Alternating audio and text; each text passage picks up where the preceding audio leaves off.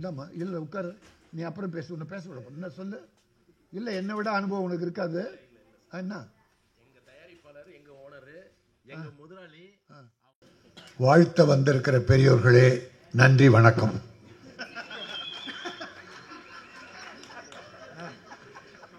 எல்லாருக்கும் தான் ஒரு சில யார் ஒரு சில வந்தாங்க. Ravi கோயிங்க. Oh, yes, you told. Yesterday you told. Oh, right, go. அவ்வளவுதான் தெரியும் எனக்கு. நீ நக்கல் பண்றதுக்கே பின்னால் வந்து உட்கார். ஏதோ அண்ணன் தப்பு தெரிப்பா பேசுறேன்னு அதை குத்தி காட்டுறதே உன் வேலை. இந்த நிகழ்ச்சி எனக்கு மிக மகிழ்ச்சியாக இருக்கிறது. நிறைய ஃபங்க்ஷன்ஸ் போகிறோம், தம்பிகள்லாம் கூப்பிட்றாங்க, வாழ்த்த வாங்குன்றாங்க. அதில் ரொம்ப ஆத்மார்த்தமாக இருக்கிற நிகழ்ச்சிகள் சில தான். மற்றெல்லாம் ஏதோ கூப்பிட்டாங்க, போகிறோம், உண்மையாக வாழ்த்துறோம், எல்லாரையும் வாழ்த்துறோம். ஆனால் வாழ்த்துக்கள் எல்லாம் வெற்றி பெறுகிற அளவிற்கு சில நிகழ்ச்சிகள் நடைபெறுகிறது. அதுதான் எங்கள் ஆத்மார்த்தமான நிகழ்ச்சி. இந்த படம் எங்கேயா உண்மை காணும். ஓ, அது என்னன்னா லோக்கல் சரக்கு நல்லா இருக்குதுப்பா. சும்மா எப்பவுமே லோக்கல் சரக்கு ஒரு மரியாதை இருக்குதுப்பா. எங்கள் ராயபுரம் காசிமோட்லெல்லாம் பட்டச்சாராயன்னு ஒன்று உருவாக்குவாங்க. அது எங்களுக்கு லோக்கல் சரக்கு. அப்புறம் இங்கே கடையில் விற்கிற சர்க்கரையை கொண்டு போய் இவன் நிறைய கலப்பட சரக்கை மாற்றி விற்பான். அது எங்கள் லோக்கல் சரக்கு, அது நல்ல சரக்கு. எப்பவுமே லோக்கல் என்பது நம்முடைய பற்று. அது கெட்டு போகிறதுக்கு சொன்னாலும் சரி, உடம்புக்கு எடுத்துக்கிட்டாலும் சரி. ஆனால் இந்த லோக்கல் சரக்கு என்பது ஈஸியாக அட்ராக்ட் பண்ணுற ஒரு தலைப்பு. நாங்கள் எல்லா இடத்துலையும் பேசுகிறேன், தமிழில் தலைப்பு எங்கள். தமிழ், இது தமிழ்நாடு, தமிழ் படம் தமிழக மக்கள் பார்க்கிறார்கள். அதனால தமிழில் வைங்கள், நிறைய தலைப்பு இருக்குன்னு சொல்கிறது வழக்கம். ஆனாலும் சிலதையெல்லாம் நான் ஆதரிப்பேன், தவிர்க்க முடியாமல் வைப்பது. இப்போ அட்ராக்ட் பண்ண மக்கள், லோ கிளாஸ் பீப்புளாவது, சில ஆடியன்ஸ், ஹை கிளாஸ் ஆடியன்ஸே எங்களுக்கு வேணாம். அவங்கள பார்க்க நல்லா இருந்துருச்சுன்னா அவங்க பார்க்குறாங்க. ஆனால் இந்த மாதிரி டைட்டிலை ஈர்த்து சில இளைஞர்கள் வருகிறார்கள். அதனாலே இந்த டைட்டில் எனக்கு பிடித்திருக்கிறது. இந்த படத்தின் பாடல்களை பார்த்தேன், மிக அற்புதமாக இருந்தது. அந்த குத்துப்பாட்டு, இந்த மெலோடி சாங்னு சொன்னாங்க, அப்போ வரல, அடுத்த சாங்குக்கு தான் நான் வந்தேன். நான் மெலோடி சாங் கேட்குற வாய்ப்பு கிடைக்கல. நம்முடைய ராஜேஷ் தயாரிப்பாளர், அந்த இசையமைப்பாளராக என்னுடைய அருமை சகோதரர் சங்கர் கணேஷிடத்திலே நான் பயிற்சி பெற்றேன் என்று சொன்னார். நிச்சயமாக உங்கள் திறமை பெரிய அளவிலே இருக்கும். ஏனால் சங்கர் கணேஷ் அவர்கள் ஒரு தெய்வ பக்தி மட்டுமல்ல, தேசபக்தி மட்டுமல்ல, ஒரு முதலாளிகள் மீது பக்தி உள்ள ஒரு அற்புதமான இசையமைப்பாளர். அந்த சங்கர் பாருங்க, இன்னைக்கு என்ன என்னை விட 30 வயசு கூடாச்சு. அவன் இன்னைக்கும், அன்னைக்கு நான் 90 ஒரு படம் எடுத்தேன், 1990 நம்ம ஊரு மாரியம்மா. நம்ம ஊரு மாரியம்மா கதை, திரைக்கதை, வசனம், டைரக்ஷன்லாம் நான். எனக்கு ஒரு பெரியவர் மோகன் வழிகாட்டினார். அவருடைய ஆதரவோடு தான் அதை நான் டைரக்ட் பண்ணேன். அதுக்கு இசை சங்கர் கணேஷை ஃபிக்ஸ் பண்ணேன். ஃபிக்ஸ் பண்ணிட்டு 5 சாங், 5 சாங்குக்கு நான் பேசினது, அவர் கேட்டது 30,000 ரூபாய். இசையமைக்க அவர் கேட்டது 30,000 ரூபாய், நான் கொடுத்தது 18,000 ரூபாய். யாருமே ஒத்துக்க மாட்டாங்க, யாருமே ஒத்துக்கிட்டாங்க. வந்து போறது கூட ஆகாது.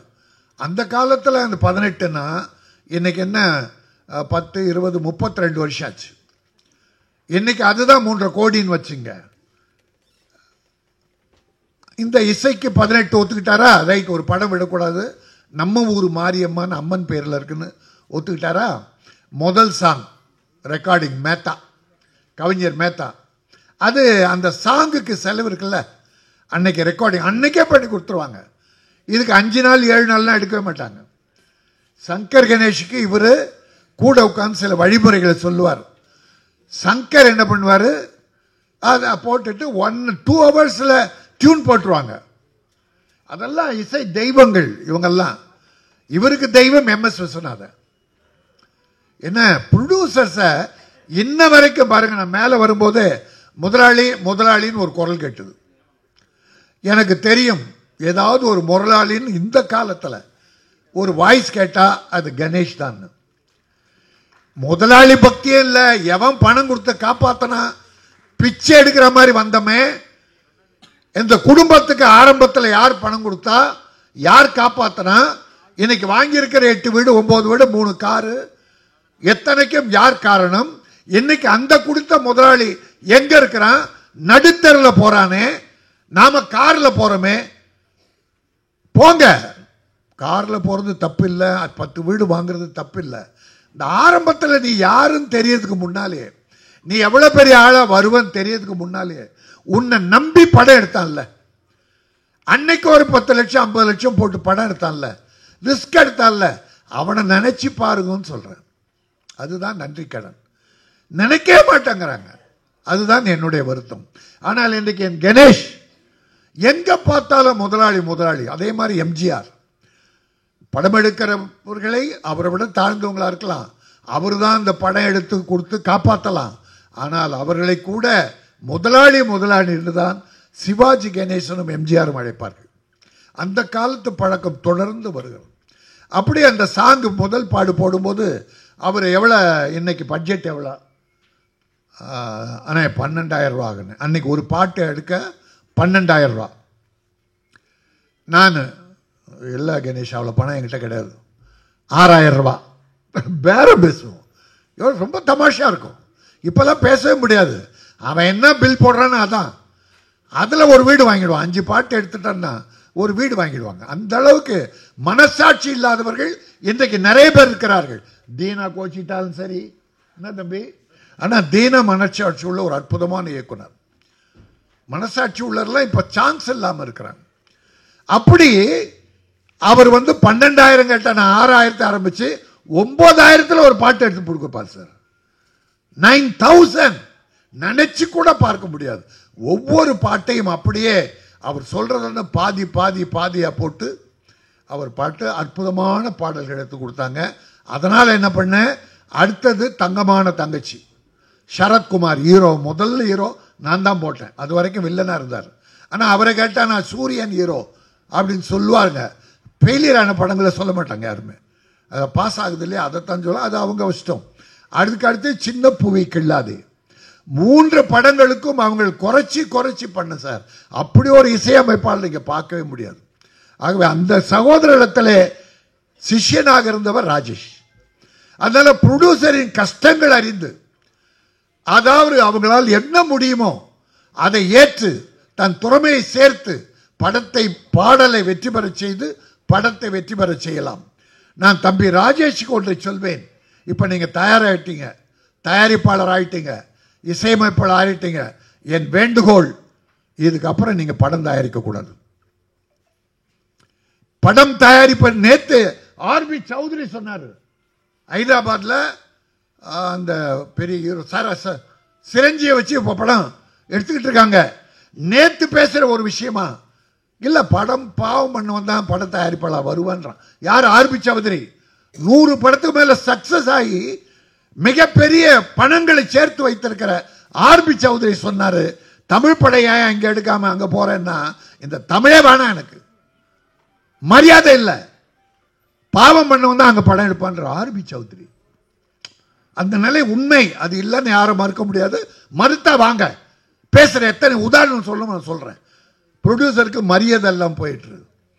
அப்படி என்னுடைய கன்ஷ நம்ம ராஜேஷ் எதுக்கு சொல்றேன்னா, தாயை தெய்வமாக மதித்து, என் தாய் அன்னைக்கு தாய், காலமான பிறகு தெய்வம், இப்பொழுது உன் தாய் அல்ல தெய்வம். அந்த தெய்வத்தின் ஆசீர்வாதம் உனக்கு நிச்சயம் உண்டு. அதோட மனைவியும் சகோதரியும் அழைத்து மேடைக்கு வாருங்கள் என்று சொன்ன அந்த தாய் குலத்திற்கு நீங்க கொடுக்கிற மரியாதை அதுவே உங்களை வெற்றி பெற வைக்கும். அதனால படம் எடுக்காதீங்க, இப்ப வேணாம். ஒரு 5 படம் 10 படம் நீங்க பெரிய மியூசிக் டைரக்டர் வாங்க, அதுல சேர்த்துக்கிட்டு அப்புறம் படம் எடுங்க. வேண்டான்னு சொல்ல, இப்ப வேண்டாம். ஏன்னா படம் எடுப்பது டார்ச்சர். இல்ல உட்காரு, நீ அப்புறம் பேச, உன்னை பேச விட என்ன சொல்லு. இல்ல என்னை விட அனுபவம் உனக்கு இருக்காது. என்ன எங்க தயாரிப்பாளர், எங்க ஓனரு, எங்க முதலாளி, அவர் படம் பண்ணாத எங்களுக்கு வேலை. உட்காரு, நாங்க வேற வேலை வாங்கி தரோம், அவரை வேலை இல்லாம ஆகிறது. உட்காரு. பெரிய எதிர்ப்பு இப்ப தெரிய வந்துட்டாரு. நாங்க பட்டோம்பியா, எத்தனை பேரை காப்பாத்திருக்கீங்க, எத்தனை புழுத காப்பாத்திருக்கீங்க? 10 வருஷமா படம் எடுத்த புழுதங்க 10 வருஷமா எடுங்க சார், 100 வருஷம் வேணாம். உட்காருங்க தம்பி, தெரியாதா எங்களுக்கு கணக்கு? உங்களுக்கு வேலை திறந்து நாங்க வெளியே போகணுமா? நாங்க வாழ்க்கை எடுக்கணுமா? நான் என்ன சொன்னேன், மியூசிக் டைரக்டரா வந்துட்ட, படம் இருக்கிற டார்ச்சர் என்னன்றது எங்களுக்கு தெரியும், நடிக்கிறவங்களுக்கு தெரியாது, சுகம் காண்பவர்கள். அதனால இதெல்லாம் இப்படி டிஸ்டர்ப் பண்ற வச்சு நன்றி சொல்லுங்க, நீங்க நன்றியோடு இருங்க. ஆனா அதுக்காக எங்க ப்ரொடியூசர் படுற கஷ்டங்களை என்னன்றது நாளும் அனுபவிப்பவர்கள். நான் அனுபவிச்சிருக்கேன் 9 படம் எடுத்து.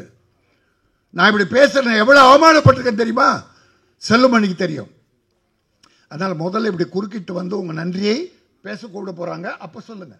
இந்த என்ன டிஸ்டர்ப் பண்ணலாம் கூடாது, நான் பல பேரை டிஸ்டர்ப் பண்றேன். ஆகவே தம்பி இப்ப படம் வேணாம். அந்த தம்பிகள்லாம் சொல்லுவாங்க, நல்லா இருங்க, மியூசிக்ல சக்சஸ் பண்ணுங்க. இடையில படம் எடுக்கிற வேலை வந்தா டிஸ்டர்ப் ஆயிட, மியூசிக் வராது, தனியா கவனம் செலுத்த முடியாது. அந்த அக்கறையில் சொல்றேன், சக்சஸ் பண்ணுங்க. அதுக்கப்புறம் 2 படம் எடுங்கன்னு தான் நான் சொன்னேன். அப்ப இவருக்கு வேலை கொடுங்க. ஆனா ஃபாதர் ரோலுக்கு தான் வருவார் அன்னைக்கு. அருமை சகோதரர்களே, இந்த படம் வெற்றி பெறும். ஏன்னா ராஜ்குமார் சுறா படத்தின் டைரக்டர், அவ்வளவு பெரிய ஹீரோ வச்சு ஒரு படம் பண்ணி இந்த சின்ன படமே என்னால் வெற்றிகரமாக செய்து கொடுக்க முடியும் என்று தம்பி வாழ்க, இன்னும் மறுபடியும் சாதிப்பீங்க. என்னுடைய தினேஷ், டான்ஸ் மாஸ்டர் தினேஷ், ஒரு 2 மாசத்துக்கு முன்னால ஒரு படத்துக்கு டான்ஸ் அமைச்சார் நீலாங்கரையில். சிம்பிளா ஒன்லி 2 days அருமையான ஒரு பாட்டு, அது பேசப்படும். படத்தின் பேரு பஜனை. சிம்பிளா, செலவு கம்மியா, ஒரு காமெடி படம் அற்புதமா பண்ணி கொடுத்திருக்காரு. அந்த படம் பண்ண பிறகு இன்னொரு பாட்டு அந்த ப்ரொடியூசர் கூப்பிட்டு கொடுறாரு, சார் நீங்களே இதை பண்ணிடுங்க சார். அந்த அளவுக்கு ப்ரொடியூசருக்கு ஒத்துழைப்பு இருந்தால் எல்லாரும் நல்லா இருப்பாங்க, எல்லாரும் நல்லா இருக்கணும். அந்த அக்கறையோடு தான் நான் எல்லோருக்கும் பேசிக் கொண்டிருக்கிறேன். என் ப்ரொடியூசரை காப்பாற்றுவது என் வேலை.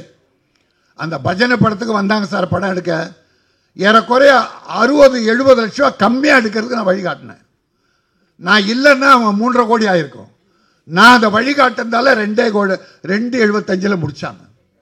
ஏன்னா எப்படி வாரி கொட்டுறது, வாங்கி ஓடுறது தான் இங்க வேலை. அதை எப்படி செலவை சிக்கனா பண்ணுங்க, படம் எடுங்க, நல்ல படம் எடுங்க என்று சொல்லி, இந்த லோக்கல் சரக்கு நிச்சயமாக இளைஞர்களை கவரும். அதில் அந்த அளவுக்கு விஷயம் இருக்கிறது. பாட்டுக்கள் அத்தனையும் மிகச்சிறப்பாக அமைந்திருக்கிறது.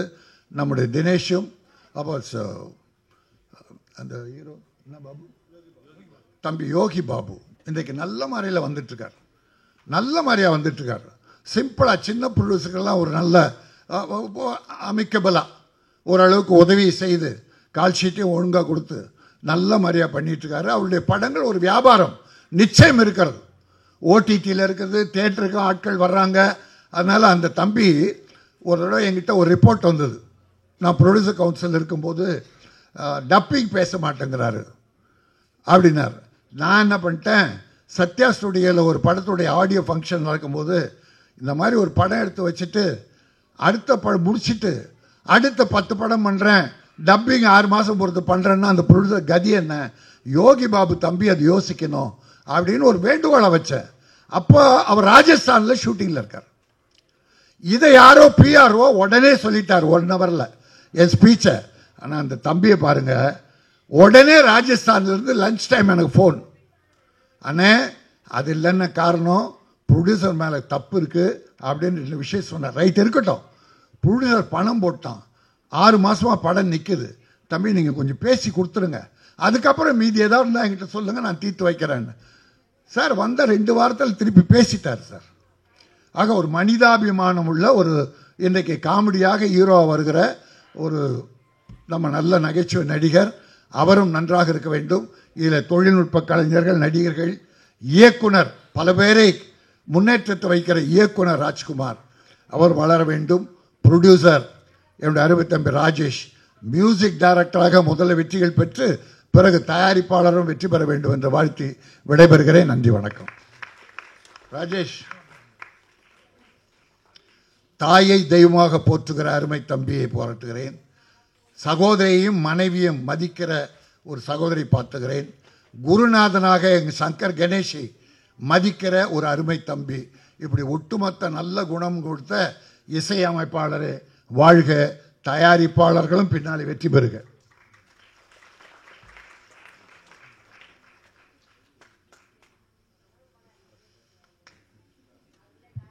இயக்குனரும் பெப்சி தலைவர்